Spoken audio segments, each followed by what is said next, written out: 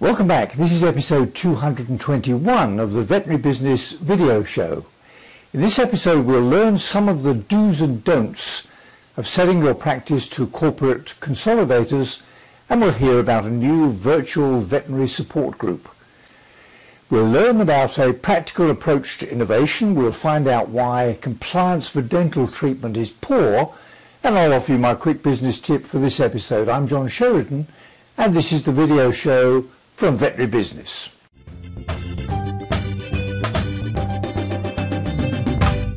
Back in February, I recorded a short video blog which I called An Offer You Can't Refuse.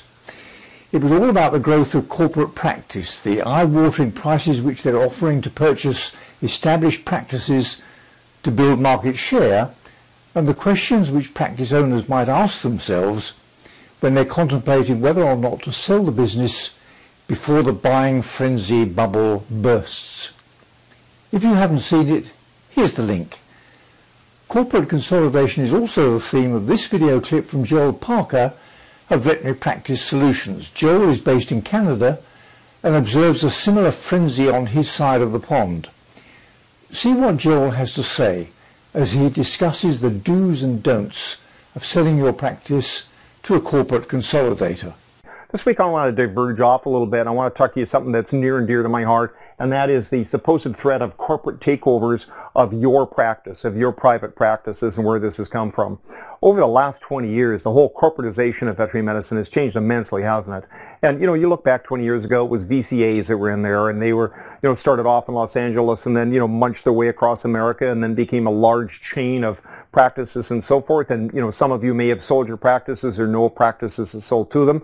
But what's also coming in the last 5 or 10 years are many, many more corporate chains. I would almost guess to say that there could be 100 corporate chains right now. So what this is doing is putting more intense pressure on the private practice owner for you to sell your practice. So the bottom line is supply and demand works in the favor of the person that's got the supply, right? So the greater the demand, the greater pressure, the greater buying pressure, the greater you're going to be able to sell your practice for a very, very high multiple of the profit. Now, we used to see 10 years ago multiples of 4.75, 5 maybe times the profit. Now we're seeing upwards of 7, 8, 9. So this is an excellent time to sell a practice if you're going to have one. But the question is, do you need to sell? What we're hearing more and more is that the corporates are coming in saying, Doc, you're a good doctor, but everybody knows that doctors can't run practices very well, and you should just sell it to me, the big corporation, and I'm going to run it for you, and then all you need to do is practice medicine and enjoy that. But what you find is that the people that have done that really aren't very happy. Many of us got into private practice for the autonomy, for private practice ownership, for the autonomy of running our own business and making our own decisions. And guys, I can attest to you this right now, that before I got trained on the executive training program similar to what Veterinary Practice produces, Veterinary Practice Solutions produces here, we're executive trainers, and before I trained on this like system, I wasn't a very good manager at all. I wasn't a very good owner. How could I be? It's like I bought an aircraft, but there was no flight manual with it or anything like that. So rather than fall in the trap of saying, hey, you're not very good at something, just take the viewpoint that if you're not good at something, you're not trained. And that's what we find, and that's why Veterinary Practice Solutions here, we've become the champion of the private practice owner. We love private practice owners. There's so much opportunity for you to run your practice and run it well and realize the benefits of it, realize that 20% profit that can come out of $1 million or $2 million practice. You can do extremely well financially on top of having the autonomy and the freedom and the real rewards and satisfaction of running your own business. So the bottom line is, the threat of corporate takeover is not that they're going to buy your practice, but that they're going to make you feel that you can't run your practice. And this is simply not true.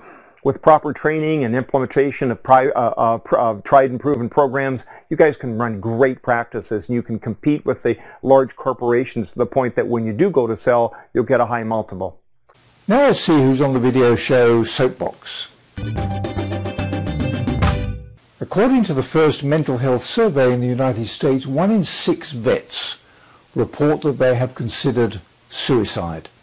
It's a very serious issue for our profession, which has seen a growing trend in the level of veterinary burnout, compassion fatigue, ethics exhaustion, and decreased career satisfaction worldwide. Not One More Vet is an online support group which was founded in 2014 and has now grown into an international group of more than 15,000 veterinarians who come together on Facebook in order to, quote, laugh, cry, and lend a supportive ear with their colleagues. Now a new group called Mighty Vets, and which is described as a virtual veterinary support group, has been launched to harness the resources and experience of vets from frontline primary care and specialty practices, universities and pet health organisations to provide a one-stop resource centre for real-time, sustainable change. Here's a clip in which the founder of Mighty Vets explains what it's all about. Mighty Vet is industry inclusive. It's not just for veterinarians, so you can consider it Mighty Tech, Mighty Manager, Mighty Kennel Attendant as well. This is for everyone in our industry together, and as a support group we can scaffold and help each other out. So if a manager sees a vet, if a vet sees a tech, if a tech sees a kennel attendant and they realize there's concerns, or if they want to build a support group for one another or just vent or use each other as sounding boards, we want to support that. We want to provide race-approved CE for free, on demand, all the time. We've all spent plenty of money. We all make way too little money. We would like to help be a part of the change and support each other that way. So one of the goals that we have is for students that are in now, or students that are in the process of trying to get into vet school, CVPM school, tech school now, to have what Carrie and I didn't have, and that's all of these learnings that we had to learn on the way. The school of hard knocks. The school of hard knocks. Yeah, throughout our career. We would like to get this into the universities now, early, including in the application process, so people know what to look for, and then it will create a successful veterinarian, technician, manager, etc. Yeah, schools are already starting to reach out to us to ask for help in creating this curriculum. You know, it's hard if you're an academic to know about things like financial literacy. It's hard to know about, you know, the problems that people see in private practice if you haven't actually done that. And so I think it's great. I think there's a great room for growth in a partnership. And, you know, with vets in industry, vets in private practice, we all need to work together to help everybody. And I think Mighty Vet's going to provide us with a way to do that. Now for a tip from the top in the business world of veterinary practice. One of the keys to any successful business is being able to come up with new ideas to keep systems and services fresh. That's the essence of innovation, and although it will have different meanings in different industries and professions, its importance is universal and has been described as the evolution of convenience, efficiency and effectiveness. I imagine that most business owners would agree that innovation is critical to their success.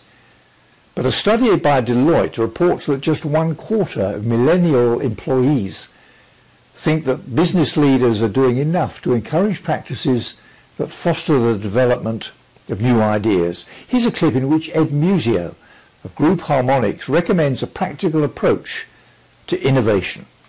Innovation is critically important for the long-term success of many businesses. It's also very difficult. When you innovate, on the one hand, you have ideas. You want new things no one's ever thought of or tried before. On the other hand, you're faced with reality. If those ideas won't work in real life, you're in trouble. Innovation is a balancing act. If you bring in too much reality too soon in the process, you might squash a good idea. If you wait too long to bring reality in, you might waste time and money. Walt Disney used a 3-part process for innovation in which an individual or group steps through 3 different roles. The first role is the role of the dreamer. In the role of the dreamer is you sit back with your feet on your desk and your head in the clouds. You think about new ideas and wild thoughts about how you wish things could be. This is about wishes and dreams, not about reality. In this step, you set a vision for how you'd like things to be, regardless of how realistic that sounds. For example, let's take simple innovation in the context of corporate events. Let's say you're in charge of the next company picnic. It's been a tough year, but revenues are starting to take off. To celebrate this, you'd like everybody at the picnic to take off too. You'd like everyone to be able to fly and see things from a high perspective. Now that sounds like a pretty crazy vision, but at this stage, that doesn't matter. The next step, the next role, is the role of the realist. In the role of the realist, you're considering things like calendars. You're trying to get realistic about the vision, make plans, make schedules, make lists. The key to the role of the realist, though, is that you always work as if the vision is possible. You put the best rough draft plan in place that you can, to achieve the vision as it's been set by the dreamer. So, in the case of our corporate picnic, you might realize, well, I can't throw people out of planes, but I can let them go out of planes if they're wearing a parachute. Let's take everybody skydiving. Let me start making a list of possible companies who could do that. That's the realist stage. Before you ever start to execute that plan, though, you move to the third stage, which is the stage of the critic. In the role of the critic, you're looking for things that will stop you. You're looking for problems. You're looking for ways to make the plan fail, and you're being as critical as possible. So in our simple example, what are you going to realize? Well, right away you're going to realize that money is an issue. There's no way you can afford to take everybody skydiving. Now here's the key to this model. At this point in the process, you're going to be tempted to go all the way back from the critic back to the dreamer and say, well, the dream isn't possible. That's not what you do. You never want to do that. Instead, you go back only to the realist and you say, how can we adjust the plans to compensate for this problem? And so in this case, your realist might realize, well, no way we can go skydiving. What if we brought in a rock climbing wall? Get everybody nice and high up, give them that perspective we wanted to in the original vision. Now you go back to the critic and look for more problems. Well, money's okay with the rock climbing wall, but what about the question of people with physical disabilities or people who just don't want to go rock climbing? What do we do there? Back to the realist we go and look for solutions. Maybe we could bring in a flight simulator, give people the alternative, either or both. Then back to the critic we go to look for more problems. Now, as you can see, what we're doing here, by iterating between realist and critic, what we're actually doing is we're balancing ideas with reality. So, the next time you have to come up with something innovative or novel, take a few minutes and step yourself through the three roles. First, be the dreamer, set a vision. Then iterate back and forth between realist and critic and look for flaws and solutions to them. You may not get everybody flying, but you may come up with something you wouldn't have otherwise. Now for my quick business tip for this episode. You might imagine that the very high percentage of dogs and cats believed to have undiagnosed and or untreated dental disease would be a huge opportunity for practice growth. I haven't been a real hands-on clinician for a good many years, but I imagine that there are two key problems. First, why is it not being diagnosed? Perhaps it's because too many lead clinicians or managers don't insist that dental grades are assessed and recorded for every animal at every consultation. And second, why is it that when diagnosed, too many cases remain untreated? Here's a clip in which Wendy Myers identifies what she describes as the top 3 compliance killers. Did you know that only 38% of veterinary clients accept dental treatments for their pets? Poor case presentation skills may result in poor acceptance. Here are the top 3 compliance killers. Mistake number 1, using bad body language. Psychologists show that body language represents 55% of the message you sent. So don't stand behind the exam table when presenting treatment plans. This physical barrier actually blocks communication between you and the pet owner and may be perceived as confrontational. Instead, stand shoulder to shoulder or at the end of the exam table, forming an L shape between you and the pet owner. This collaborative body language shows your partners in healthcare decisions. Mistake number 2, presenting treatment plans at the front desk. Never have receptionists give clients treatment plans at checkout. Clients may feel uncomfortable asking medical and financial questions in a public lobby. Because technicians perform dental treatments, they are best positioned to explain procedures and anesthetic protocols in the privacy of exam rooms. Your medical team should take the lead in discussing treatments. Mistake number 3, emailing treatment plans after diagnoses. In your rush to get from one exam to the next, you tell the client you'll simply mail the treatment plan this afternoon. You cannot have an engaging conversation, share visual aids, and answer questions by email. Delaying the delivery of the treatment plan tells clients that professional care is not urgent or important. So what's my quick business tip? Well, it's this. First, find out what proportion of patients for which dental treatment is recommended in your practice actually receive the appropriate treatment in the following 4 weeks.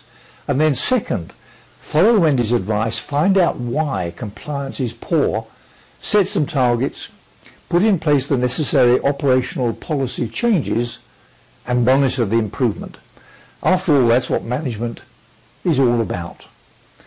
Well, that's about it for now. I'm John Sheridan, and this has been another video show from Veterinary Business. See you next time.